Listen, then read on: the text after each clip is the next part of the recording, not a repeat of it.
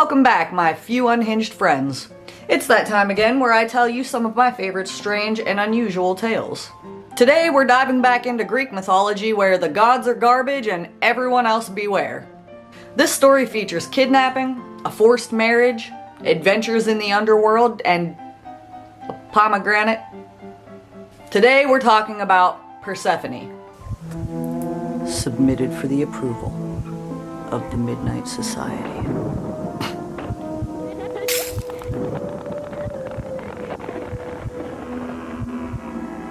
Persephone is the incestuous love child of Zeus and Demeter. Because we cannot escape this theme. Seriously, Greek, Egyptian, the Bible, can't stop, won't stop. And we can't stop, and we won't stop. Anyhow, if you don't already know, Zeus, he's the main man. He rules as king on Mount Olympus, which is the cool hangout spot where all the chief gods like to relax and stalk the humans. He's the god of the sky, thunder and lightning, and law and order. His sister Demeter was the goddess of the harvest, which was really important to the ancient Greeks because they did so much farming for their food. So Demeter and her brother Zeus make Persephone. It's unsure whether or not this interaction was consensual, but if you know anything about Zeus, it's certainly questionable. I just hate him, I hate him, I hate him. So anyhow, Persephone is born, and she's associated with both vegetation and fertility, though she herself was a virgin. Are you a virgin? Are you a virgin? Yeah, not since I was 10. And there's only a few of these in Greek mythology, so it's worth mentioning. Especially considering how hard it would have been to remain a virgin with all these douchebags roaming around.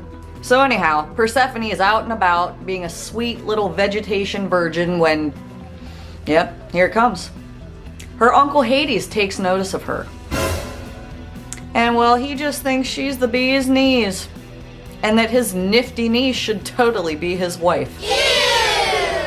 Hades isn't stupid though, and he knows that Persephone's mother, you know, his sister, probably wouldn't be cool with her only daughter marrying her weird old uncle who rules the underworld. So he needs a plan.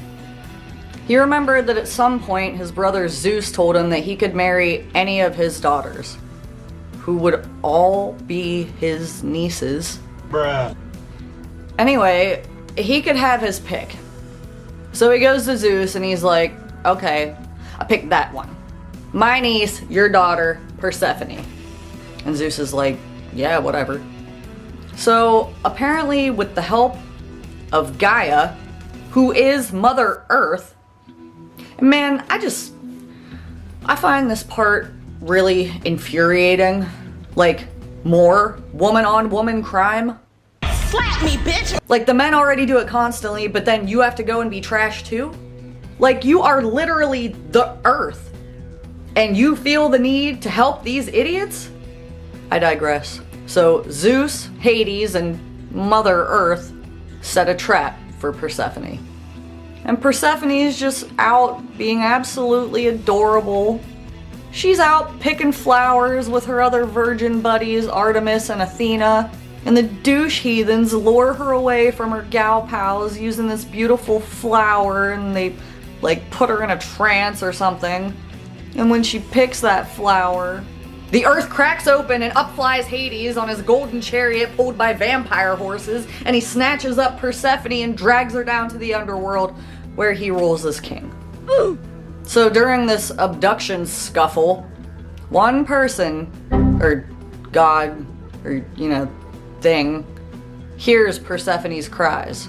And that person, or whatever, was Hecate. Hecate was the goddess of witchcraft and magic. And in some of my research, she's a virgin too. So, way to go, Hecate. That part might also be due to the fact that in some depictions she has 3 bodies. Triple form for triple threat against these god idiots. Gotta keep your eyes peeled. All 6 of them. Anyhow, Persephone's mother Demeter, she's in total shambles. She has been searching for her daughter high and low for the past 9 days when Hecate finally comes to her. And she says, listen, Demeter, I didn't see where she went, but I heard her crying. So now Demeter knows that something trashy went down and she wants answers. So her and Hecate decide to pay Helios a little visit. So Helios is like the sun god who pulls the sun across the sky in like a chariot every day. So thanks, Helios. So who better to ask than the dude that's up in the sky all day watching everything? Peekaboo! And they were right, because Helios had been watching Demeter the past 9 days. And he felt really bad for her, and he was like, you know what? I did see what happened. Your brother douche Zeus, along with your other brother Hades steals the ladies. They made a plan to kidnap Persephone, and Hades took her with him down to the underworld. So Demeter is enraged. And to spite Zeus, she stops all food production. No more food is growing. Everybody's starving. And honestly, Zeus probably wouldn't have even cared. I mean, he really wasn't fond of us humans anyway, except the ones of the female variety. But no food for people not only means dead people, it means no sacrifices for the gods. And Zeus is very fond of the aromas that come from the sacrifices to the gods. Or have I heard that before?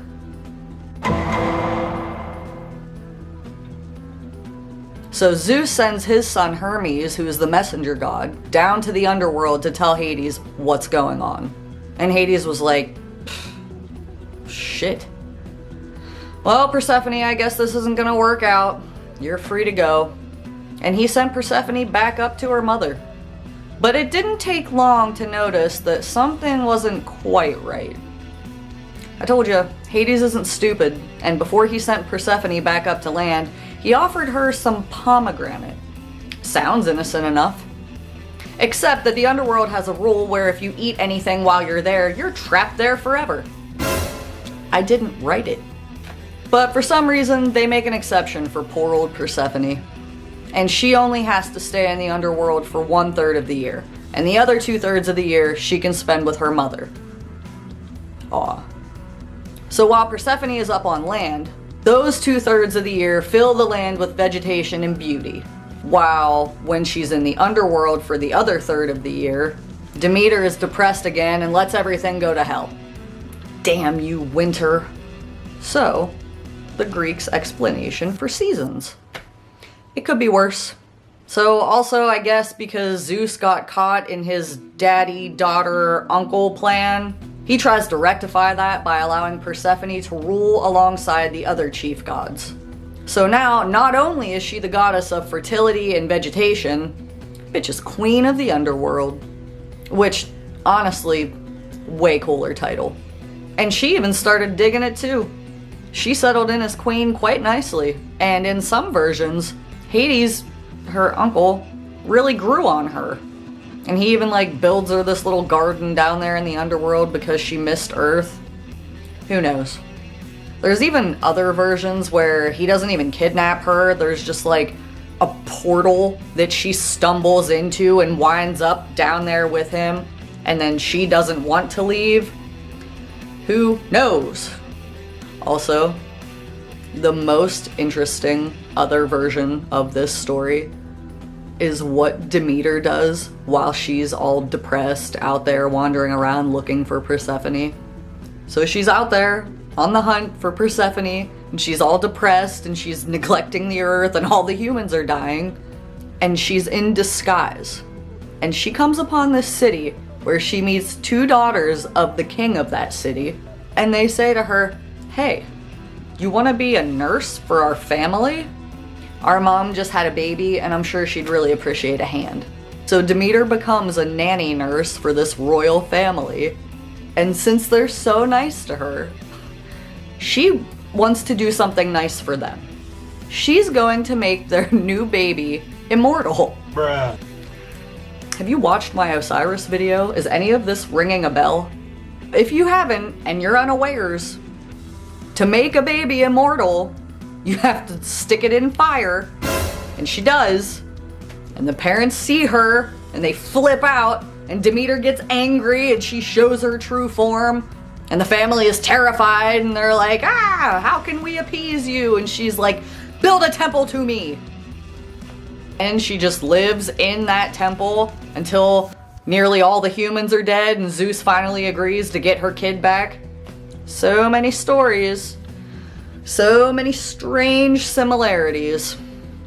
So, if you noticed, incest is not the only thing all of these stories have in common.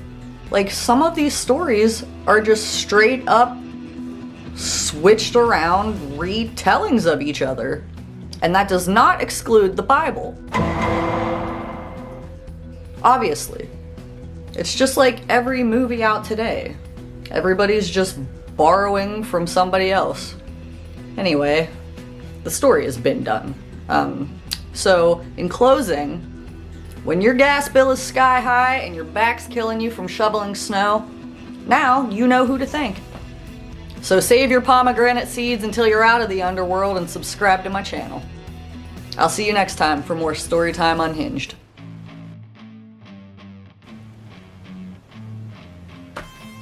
What are you doing in your car?